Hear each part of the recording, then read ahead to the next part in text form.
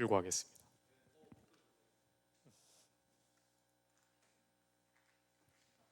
이거 누르면 돼요? 아, 네. 네, 발표 시작하겠습니다. 네. 저희 조는 캔랩 과제 중에 카메라 렌즈 이물질 감지 알고리즘 모델을 개발하는 프로젝트를 하게 되었습니다. 목차는 다음과 같습니다.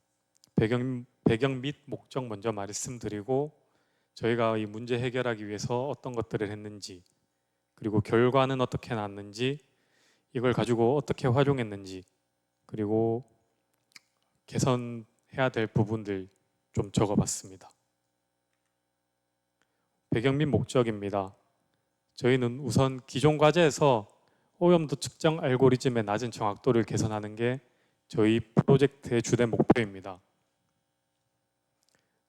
기존 모델에는 발레오 데이터, 즉 오픈 데이터가 학습된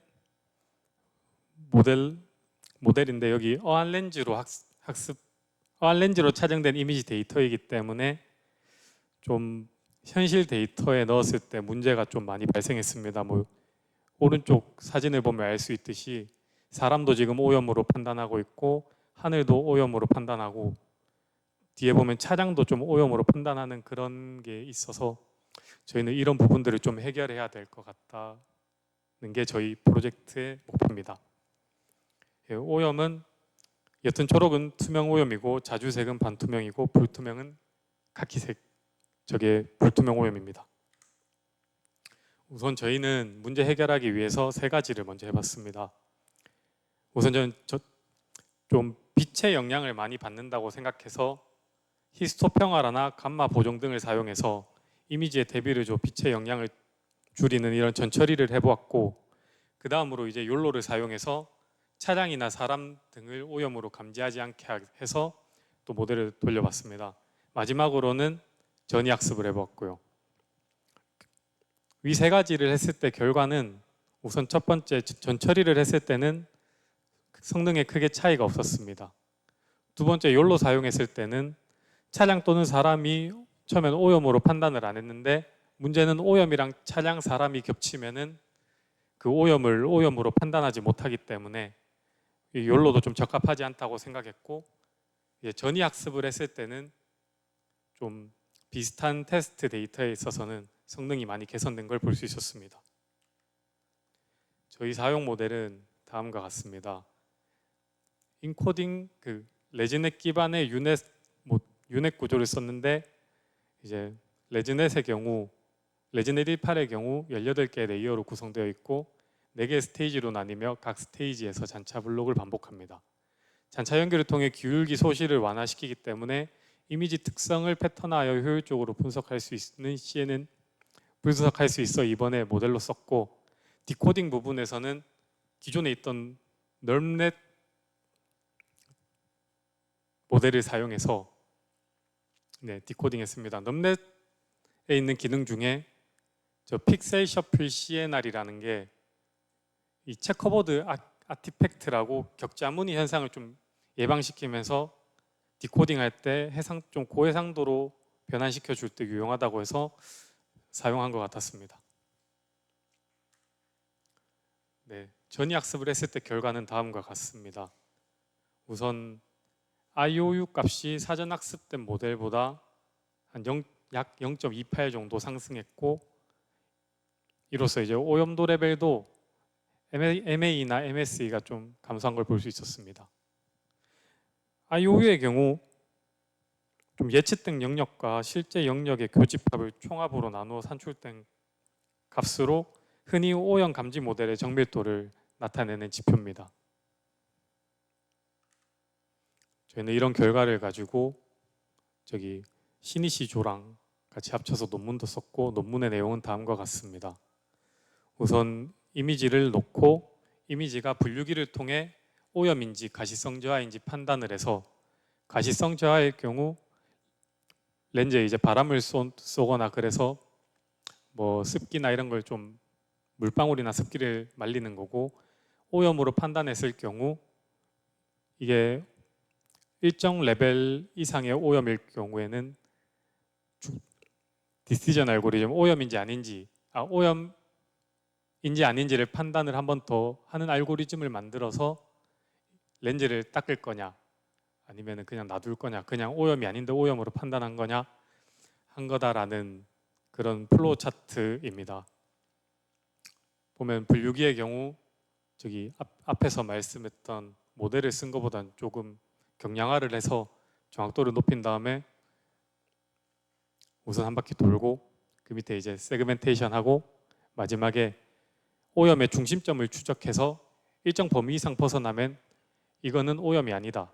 만약에 여기 동그란 것처럼 일정 원형 안에 일정 범위 안에 오염이 몰려 있으면 이건 오염이다 라고 판단하는 그런 통합 모델 시스템을 한번 기획해 봤습니다. 그리고 마지막으로 개선 방향입니다. 제가 생각했을 때 저희 주제에 좀 아쉬운 점은 데이터가 우선 부족했기 때문에 좀 다양한 환경, 다양한 시간대의 데이터를 수집을 해야 하고, 아니면 좀 데이터 증강 기법이나 이런 걸 좀 써보면 좋았을 것 같다는 생각은 했습니다.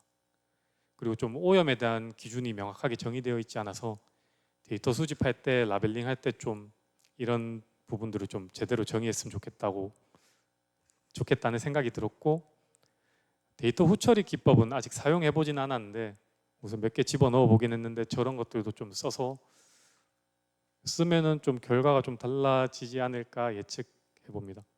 모델 통합 시스템에서는 아까 좀 완벽하게 만들진 않았기 때문에 조금 고도화 시킬 필요는 있다고 생각합니다. 오염도 레벨 기준 같은 경우도 지금 여기서 좀 어중이 떠중이로 정했는데 좀 명확하게 정의하면 좋을 것 같다고 생각했습니다. 그러면 좀 강화된 렌즈 클리닝 시스템이 나오지 않을까 생각합니다. 감사합니다.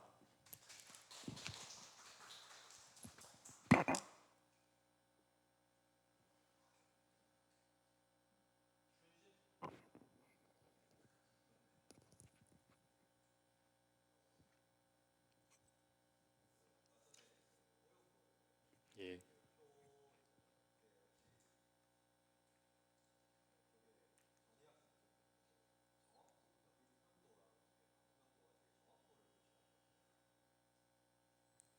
IOU 말씀하시는 거예요? IOU가 예측된 영역이랑 실제 영역이랑 교집합을 해서 총합으로 나누어서 산출된 값이기 때문에 이게 질문이 뭐였죠?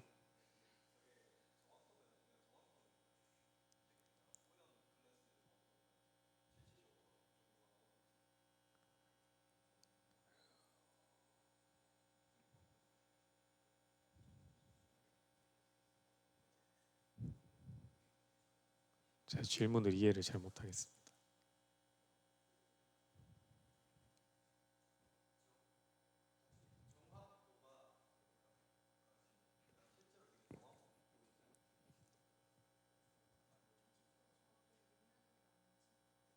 맞습니다.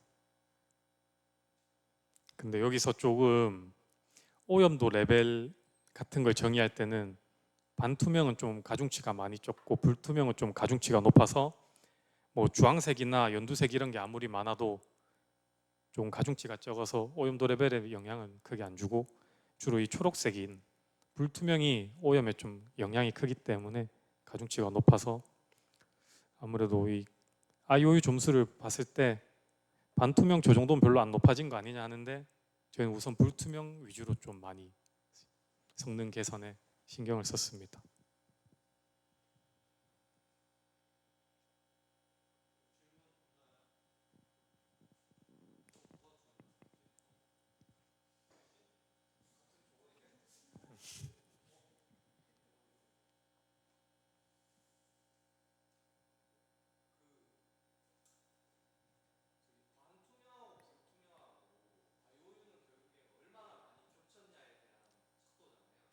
예.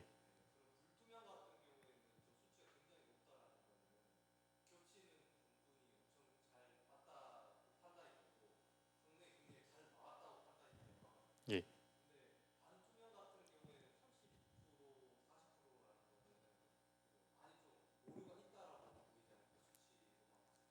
맞습니다. 반투명 혹시 질문 다시 한번.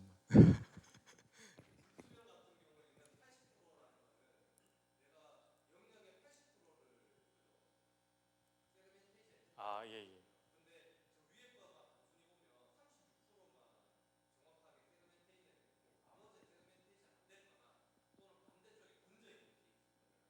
음, 원인은 좀 제가 생각했을 때는 불투명 같은 경우는 딱 렌즈에 묻어가지고 명확하게 이게 오염이다라고 어느 시간대든 빛의 양이 조금이라도 변하더라도 주변의 환경이 변해도 오염은 불투명 오염은 항상 딱 명확한데 좀 아무래도 반투명이나 이런 거는 뭐 카메라 봤을 때 빛의 양이나 좀 주변 환경이 달라짐에 따라 퍼졌다가 막 작아졌다 이런 식이니까 조금 정확하지 않지 않을까라는 생각을 했는데 이게 대답이 맞는지 모르겠습니다.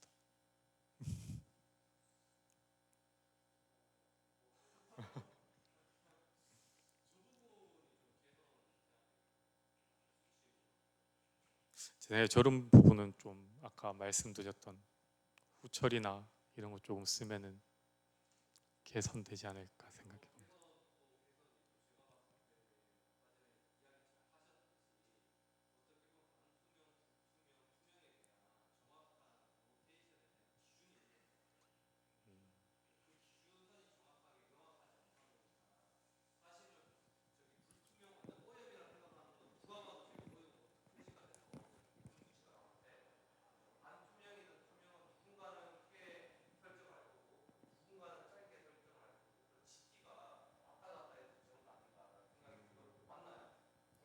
그것도 맞는 것 같습니다.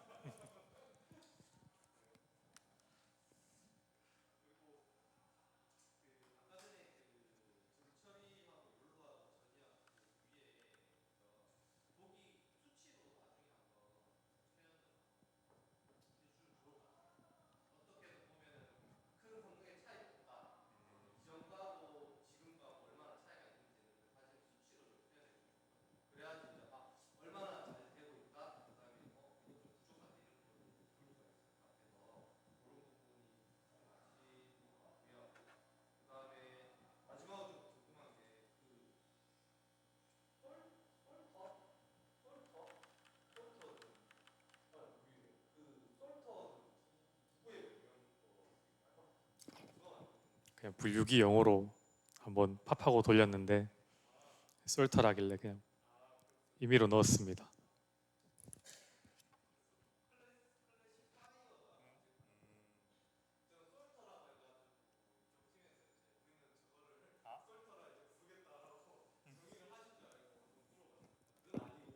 예.